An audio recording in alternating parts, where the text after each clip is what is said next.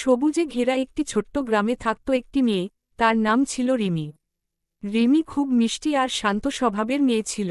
সে তার নানিকে খুব ভালোবাসত। তার নানির নাম ছিল আমিনা খাতুন। গ্রামের সবাই তাকে স্নেহ করে আমিনা নানি বলে ডাকত।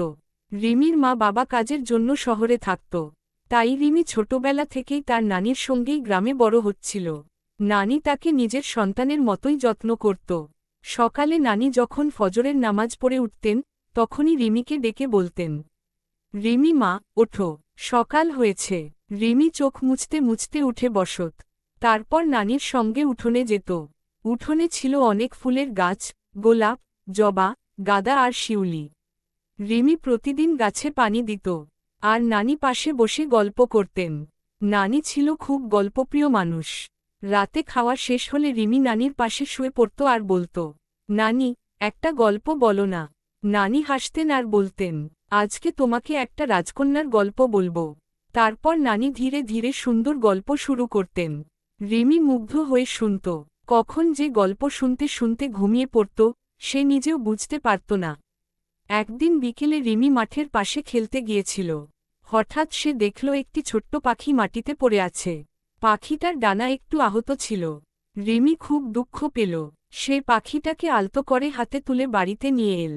রিমি নানিকে বলল, নানি, দেখো পাখিটা পড়ে গেছে। এর ডানায় ব্যথা লেগেছে। নানি খুব যত্ন করে পাখিটার ডানায় ওষুধ লাগালেন। তারপর বললেন, মা, যে প্রাণীরই কষ্ট হয়, তাকে সাহায্য করা খুব ভালো কাজ। রিমি পাখিটার খুব যত্ন নিতে লাগল।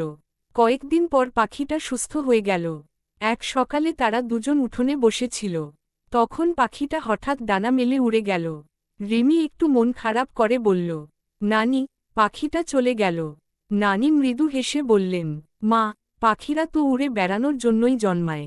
আমরা তাকে ভালোবাসা দিয়েছি, সেটাই সবচেয়ে বড় কথা। রিমি তখন বুঝল, নানির কাছ থেকে সে শুধু গল্পই নয়, অনেক ভালো শিক্ষা পাচ্ছে। দিনগুলো এভাবেই কাটছিল। নানির স্নেহ আর ভালোবাসায় রিমির জীবন ছিল খুব আনন্দের। গ্রামের মানুষও বলত, রিমি খুব ভাগ্যবান মেয়ে। এমন ভালো নানি সবার কপালে জোটে না। রিমি মনে মনে ভাবত, পৃথিবীর সব নানির মধ্যে তার নানিই সবচেয়ে ভালো।